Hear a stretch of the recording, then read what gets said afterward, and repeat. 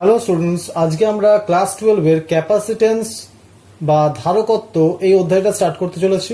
এটা আমি বাংলা এবং ইংলিশ ভার্সন দুটো মাধ্যমের জন্যই বলবো। তোমরা একটু খাতা সঙ্গে রেখো যাতে ডেফিনেশনগুলো ইংলিশ ভার্সনে বললে তোমরা লিখতে পারো, বেঙ্গলি ভার্সনেও বলবো, দুটো ভাষাতেই বলবো। এবং আমি পুরো ক্যাপাসিটেন্স চ্যাপ্টারটাকে কতগুলো পার্টে ভাগ করেছি কনসেপ্ট ওয়াইজ। তোমরা সব কটা ভিডিওকে ভালো করে দেখবে এবং খাতায় লিখবে, এবং অবশ্যই পার্ট 1 থেকে শুরু করে পার্ট 2, পার্ট 3, পার্ট 4 একটা সিকোয়েন্সে দেখবে, আদারওয়াইজ তুমি একটা সঙ্গে একটা সম্পর্ক পাবে না। আচ্ছা, আজকে আমাদের পার্ট 1 ভিডিও স্টার্ট করছি। এই ভিডিওতে তোমরা ক্যাপাসিটেন্স চ্যাপ্টারটা বইতে যখন দেখবে তার স্টার্টিংয়ে দেখবে কিছু কথাবার্তা লেখা আছে। অনেকে সেটা পড়ো না, না পড়লে কিন্তু ক্যাপাসিটেন্স চ্যাপ্টারটা ঠিকঠাক বুঝতে পারার একটু সমস্যা হবে। তাই আমি ওটা শুরু করছি আজকে। তোমরা দেখবে যে প্রথমেই আমরা যেটা জানি সেটা বলি। মেটেরিয়ালস আমরা এটাকে ক্লাসিফাই করতে পারি দুটো ক্যাটেগরিতে। Materials can be broadly classified in two categories, namely conductors and insulators. মানে একটা পরিবাহী আর একটা অন্তরক। এখন পরিবাহী কোনগুলোকে বলবো না? Conductors are those substances with easily conduct electricity are called conductors. তার মানে এটা খুব সহজেই তড়িৎ চলাচল করতে পারে তার মধ্য দিয়ে। কারণটা কি? It contains free electrons. এর মধ্যে প্রচুর মুক্ত ইলেকট্রন থাকে, তাই কন্ডাক্টরের মধ্যে সহজেই তড়িৎ চলাচল করতে পারে যদি এক্সটার্নাল ইলেকট্রিক ফিল্ড আমরা দিই। ইনসুলেটর কোনগুলোকে বলবো না? Those substances which do not have free electrons and are unable to conduct electricity through it. তার মানে এদের মধ্যে কোনো মুক্ত ইলেকট্রন থাকে না এবং এটা নিজের মধ্য দিয়ে কোনো তড়িৎ চলাচল করতে পারে না। কন্ডাক্টরের এক্সাম্পল তোমরা কি কি পড়েছো একটু মনে করে দেখো। সিলভার, মার্কিউরি, অ্যালুমিনিয়াম, কপার, প্রচুর রকম এক্সাম্পল আছে। এর মধ্যে তুমি জানো যে অ্যালুমিনিয়াম আর কপারটা হচ্ছে আমরা খুব ওয়াইডলি ইউজড কন্ডাক্টর, আর বেস্ট কন্ডাক্টর কি জানো না? সিলভার। ওকে। আর ইনসুলেটরের এক্সাম্পল কি কি তোমরা জানো? মনে করে দেখো, এবোনাইট, উড, প্যারাফিন ওয়াক্স মানে মোম, পিভিসি মানে পলিফিনাল ক্লোরাইড, এছাড়াও তোমার রাবার, গ্লাস, এগুলো তোমরা পড়েছো, ছোটবেলাতেই পড়েছো। এখন প্রশ্ন হচ্ছে, এই ইনসুলেটরের মধ্যে আরেকটা ক্লাসিফিকেশন পাবো। মানে ইনসুলেটরের মধ্যে এক ধরনের ইনসুলেটর আছে যারা নিজের মধ্য দিয়ে কারেন্টকে ফ্লো করতে দেয় না, which are unable to conduct electricity through it. আর কয়েকটা ইনসুলেটর আছে যারা কারেন্ট কন্ডাক্ট করতে পারে না তো ঠিকই, কিন্তু নিজের মধ্যে একটা বৈদ্যুতিক ফলাফলকে সঞ্চালিত করতে পারে। আমি এটা পরে ভালো করে এক্সপ্লেন করবো, এখন শুধু সংজ্ঞাটার স্বার্থে বললাম। when a substance doesn't conduct electricity through it, it is called an insulator. And when a substance permits the passage of electrical influence through it without allowing current to pass through it, it is called dielectric. তার মানে আমি পাতি কথায় যেটা বলতে গেলাম সেটা কি না, তুমি যদি দেখো যে কিছু কিছু পদার্থ আছে যারা তড়িৎ পরিবহন করতে পারে না, তাদেরকে আমরা কুপরিবাহী বা অন্তরক বলেইছি। কিন্তু কিছু পদার্থ আছে যারা তড়িৎ পরিবহন করতে না পারলেও বৈদ্যুতিক যে ফলাফলগুলো, ইলেকট্রিক্যাল যে ইনফ্লুয়েন্সগুলো, সেগুলোকে সঞ্চালিত করতে পারে। এক্সাম্পল আমরা পরে পাবো, জল মানে ওয়াটার, গ্লাস, মাইকা মানে অভ্র, তোমার পিভিসি, পলিফিনাল ক্লোরাইড ইত্যাদি। ওকে, এবার আমরা দেখব ডাইলেকট্রিক সাবস্টেন্স আবার কত রকমের হয়, মানে পরাবৈদ্যুতিক পদার্থ কত রকমের হয়। আমি ছবিতে দেখতে পাচ্ছ, দেখিয়ে দিয়েছি যে dielectric substances can be classified in two categories, namely polar substances বা মেরুবর্তী পদার্থ, নন পোলার সাবস্টেন্সেস বা অমেরুবর্তী পদার্থ। এখন পোলার কম্পাউন্ড তোমরা কেমিস্ট্রিতে অনেকে পড়েছো যে পোলার, যেমন মনে করো N2O, H2O, আর কি কি পড়েছো তোমরা? NH3 বলতে পারো, NH3, এগুলো তোমরা কি পড়েছো? পোলার কম্পাউন্ড বা পোলার সাবস্টেন্স। আর তোমরা নন পোলারে কি কি পড়ছো যদি কারো মনে থাকে? যতটা আমার মনে পড়ছে N2O2, দেন CH4, এগুলো তোমরা নন পোলার বা অমেরুবর্তী পদার্থ পড়েছো। এখন এদের মধ্যে ক্রাইটেরিয়া কি, মানে পোলার কেন বলবো, ওটাকে নন পোলার কেন বলবো, সেটা একটু জেনে নেওয়া যাক। প্রথমে বলছি পোলার কম্পাউন্ড বা মেরুবর্তী পদার্থ কাদের বলবো। আগে ইংলিশ ভার্সন ছেড়ে লিখে নাও যে এ পোলার molecule is one in which the centers of gravity of positive charge and negative charge do not coincide. তার মানে দেখতে পাচ্ছ, তোমরা এক্সাম্পলও নিতে পারো। তোমরা একটা HCl লিখতে ভুলে গেছি, HCl এ তোমাদের এটা প্লাস এটা মাইনাস দুটো সেন্টার থাকে, এই সেন্টার দুটোর মধ্যে দেখো ডিস্টেন্স আছে। আর তোমরা ইলেকট্রিক ডাইপোল পড়েছো, যে ডাইপোলটা কি জিনিস না, একটা পজিটিভ চার্জ একটা নেগেটিভ চার্জ যদি খুব স্মল ডিস্টেন্সে থাকে তাহলে একটা ইলেকট্রিক ডাইপোলকে সে কনস্টিটিউট করে। তাহলে এখানেও ডাইপোল মানে এখানে একটা পোলার কম্পাউন্ড থেকেই আমরা পেয়েছি, কেমিস্ট্রিতে পড়েছি এটা। তাহলে পোলার ক্ষেত্রে কি পাচ্ছি, বাংলায় লিখে নাও যে ধনাত্মক আধানের ভারকেন্দ্র এবং ইলেকট্রন মানে ঋণাত্মক আধানের ভারকেন্দ্র যদি একটি বিন্দুতে সমাপতিত না হয় তাহলে প্রতিটি অণুর একটা স্থায়ী দ্বিমেরু ভ্রামক থাকবে, মানে একটা ইলেকট্রিক ডাইপোল মোমেন্ট থাকবে, যেটা তার পার্মানেন্ট ইলেকট্রিক ডাইপোল মোমেন্ট। এই ধরনের পদার্থকে আমরা কি বলবো, মেরুবর্তী পদার্থ বলবো। এক্সাম্পল কি কি দিয়েছি, N2O, H2O, NH3, আরো অনেক এক্সাম্পল তোমরা বইতে পাবে, ছবি এঁকেছি দেখতে পাচ্ছ। আর নন পোলার কাদের বলবো সেটাও ডেফিনেশন লিখে নাও, যে এক্ষেত্রে কি দেখবো যে প্লাস আর মাইনাস একটা জায়গাতেই তারা কোইনসাইড করে গেছে। এখানে যেমন দুটোর মধ্যে গ্যাপ ছিল, ওখানে একটাই সেন্টার।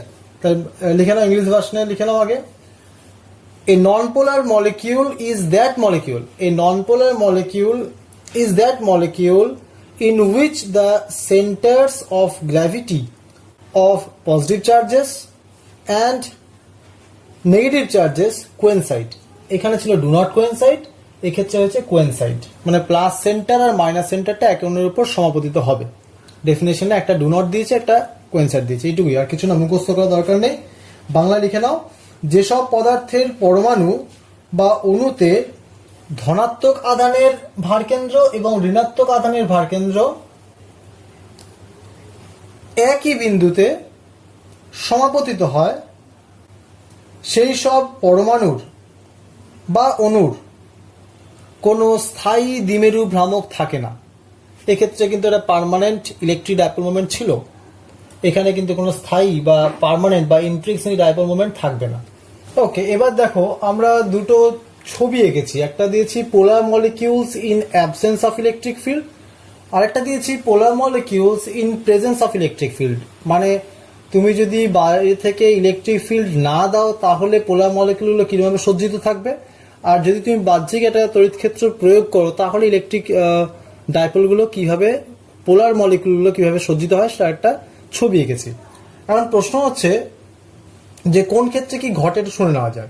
দেখো, in absence of electric field, যদি তুমি ইলেকট্রিক ফিল্ড না দাও তাহলে electric dipole moments of polar molecules in a dielectric point in random direction.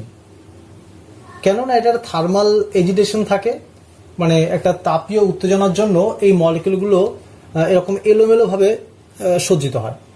আর আমরা তো দেখেছি যে একটা যে কোনো ডাইপোলের যদি এটা প্লাস সেন্টার এটা মাইনাস সেন্টার নিয়ে একটা ডাইপোল তুমি কনস্টিটিউট করো, তাহলে দেখবে কি মাইনাস থেকে প্লাসের দিকেই তো তোমার ওই ডাইপোল মোমেন্টটা থাকবে। দ্বিমেরু ভ্রামকের দিক কোন দিকে হয়, মাইনাস টু প্লাস। তার মানে দেখো এই মলিকিউলটার জন্য দিক কোন দিকে আছে, এইদিকে, এটার জন্য এইদিকে, এটার জন্য এইদিকে, অ্যান্ড সো অন। তাহলে যদি তুমি নেট বা অ্যাভারেজ বা রেজাল্টেন্ট ইলেকট্রিক ডাইপোল মোমেন্ট নাও টোটালটা, তাহলে কি পাবে, আলটিমেট জিরো। মানে এতগুলো ভেক্টর যদি বিভিন্নভাবে ওরিয়েন্টেশন করে রাখে তাহলে আলটিমেট নেট ইফেক্টটা কি পাবে, জিরো পাবে। তাহলে আলটিমেট কি দেখতে পাচ্ছি যে average electric dipole moment per unit volume of a dielectric is zero when there will be no বা when there is no electric field or in absence of electric field।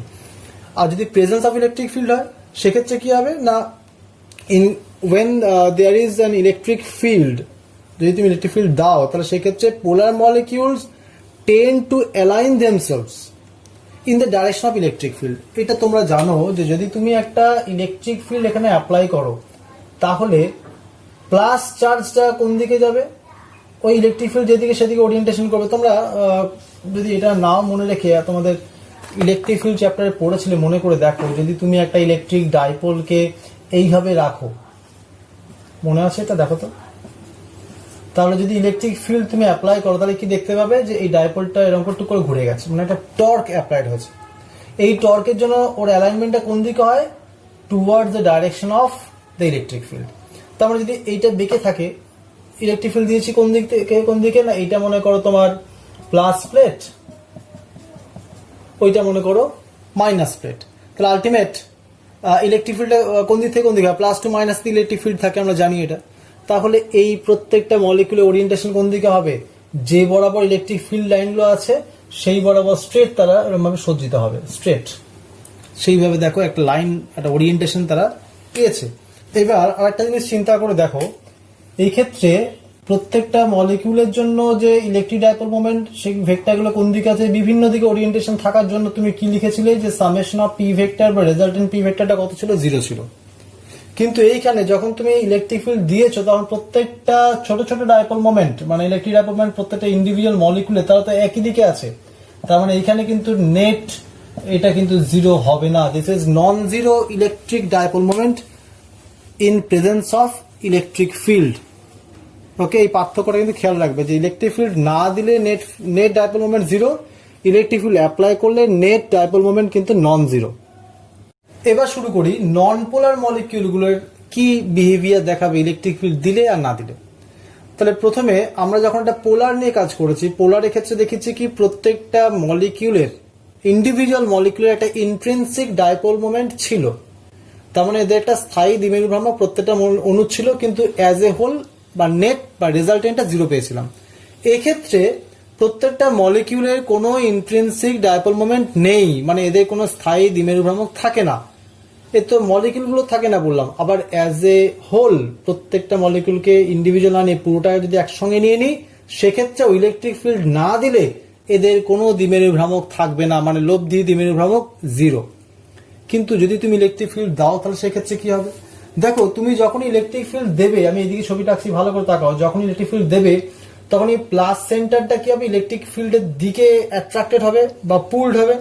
তার মানে কি বলতে চাইছি, when a non-polar molecule is placed in an electric field, the protons as a whole are pulled in the direction of the electric field, মানে এই প্লাসটা কোন দিকে অ্যাট্রাক্টেড হবে, টুয়ার্ডস দ্য ইলেকট্রিক ফিল্ড। আর নেগেটিভ ইলেকট্রনটা কি হবে, নেগেটিভ ইলেকট্রনের ক্ষেত্রে কি হবে, এটাও একটা পুলড হবে, কিন্তু সেটা কোন দিকে, direction opposite to the electric field. যেই তুমি এই প্লাস মাইনাসটাকে টানাটানি করতে শুরু করেছো ইলেকট্রিক ফিল্ড দেওয়ার জন্য, তাহলে এই মলিকুলটা গিয়ে স্ট্রেসড হয়ে যাবে, তার মানে তারা টান পড়বে, তখন তারা এই শেপটা নেবে। দেখো বুঝতে পারলে কিনা, যখনই এরা যখন ইলেকট্রিক ফিল্ড দিইনি, তখন তারা একটাই পয়েন্টে তারা ওভারল্যাপ করে গেছিল, প্লাস সেন্টার মাইনাস সেন্টারটা। যেই মুহূর্তে তুমি ইলেকট্রিক ফিল্ড দিয়েছো, সঙ্গে সঙ্গে ইলেকট্রিক ফিল্ডের জন্য এই প্লাসটা কোন দিকে পুল হয়েছে, ইলেকট্রিক ফিল্ডের ডাইরেকশনে চলে গেছে, আর ইলেকট্রিক ফিল্ডের অপোজিট ডাইরেকশনে কি হবে, মাইনাসটা ফোর্স খাবে, এবং তার জন্য কি হবে, এটা একটা স্ট্রেচ হয়ে গেল, এটা প্লাস এটা মাইনাস। তাই দেখো ওটা ওরকম ভাবে সজ্জিত হয়েছে। তার মানে ইলেকট্রিক ফিল্ডের প্রেজেন্সে পোলার এবং নন পোলার দুজনের বিহেভিয়ারটা একই রকম, দুজনের ছবিটাও একই রকম এঁকেছি, এবং এখানে নেট ইলেকট্রিক ডাইপোল মোমেন্ট কিন্তু নন জিরো। দেখো এটাও লিখেছি নন জিরো ইলেকট্রিক ডাইপোল মোমেন্ট। আরেকটা জিনিস তোমাদের বলা হয়নি, সেটা হলো যে এইখানে দেখো এটা তো নন পোলার ছিল, নন পোলারটা ইলেকট্রিক ফিল্ডের প্রেজেন্সে পোলারের মতো আচরণ করছে, বিহেভ করছে। তাহলে এই যে ডাইপোল মোমেন্টটা তুমি পেয়েছো, এটা একটা নাম আছে, এটা বলা হয় ইনডিউসড ইলেকট্রিক ডাইপোল মোমেন্ট বা আবিষ্ট তড়িৎ দ্বিমেরু ভ্রামক। এবার প্রশ্ন হচ্ছে যে এই ক্ষেত্রে বা আগের ক্ষেত্রে, মানে পোলার এবং নন পোলার দুটো ক্ষেত্রে এই যে ওরিয়েন্টেশনটা পাচ্ছে, এই যে নতুন সজ্জায় সজ্জিত হচ্ছে, অ্যালাইনমেন্টটা পেলো, এর একটা নাম আছে, এটা বলা হয় মেরুবর্তিতা বা পোলারাইজেশন। এবার তোমরা পোলারাইজেশন বা মেরুবর্তিতার ডেফিনেশন বলছি, লিখে নাও। দুটো ডেফিনেশন দুটো ভাষাতেই বলছি, ইংলিশ ভার্সন ছেড়ে আগে লেখো। The alignment of the dipole moments of the permanent or induced dipoles in the direction of the applied electric field is called polarization. আর ওর সঙ্গে লেখো polarization vector which is a measure of polarization is defined as the dipole moment per unit volume of the dielectric.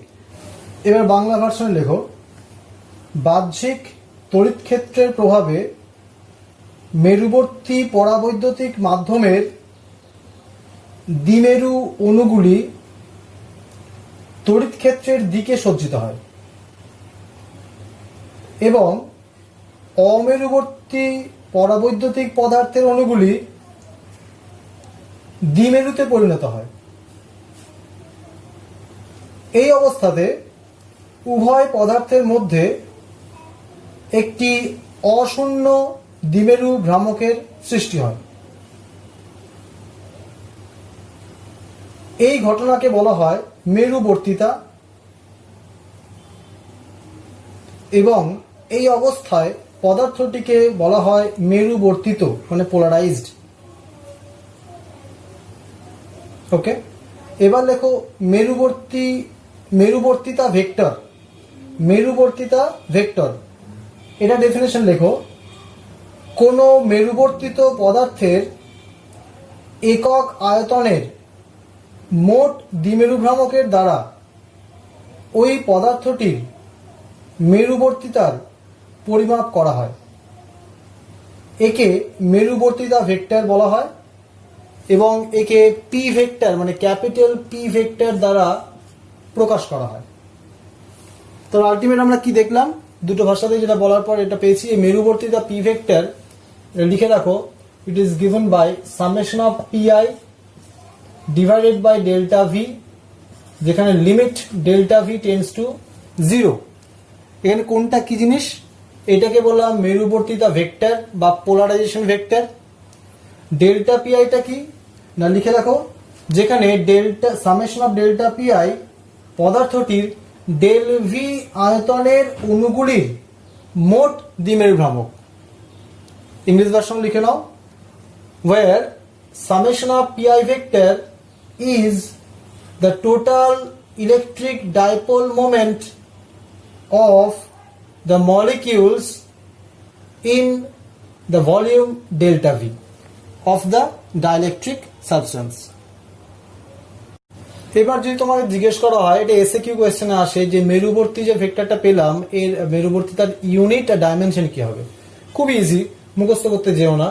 দেখো dipole moment P মানে তোমরা পড়েছো কি একটু মনে করে দেখো, পি মানে হচ্ছে charge into distance between them. তাহলে ডাইপোল মোমেন্টের ইউনিট কি হবে, কুলম্ব ইন্টু মিটার।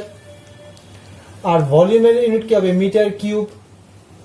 তাহলে একটা মিটার যদি কেটে যায় তাহলে মিটার স্কোয়ার পড়ে থাকছে, তাহলে আলটিমেট এর ইউনিট কত হলো, কুলম্ব মিটার মাইনাস 2।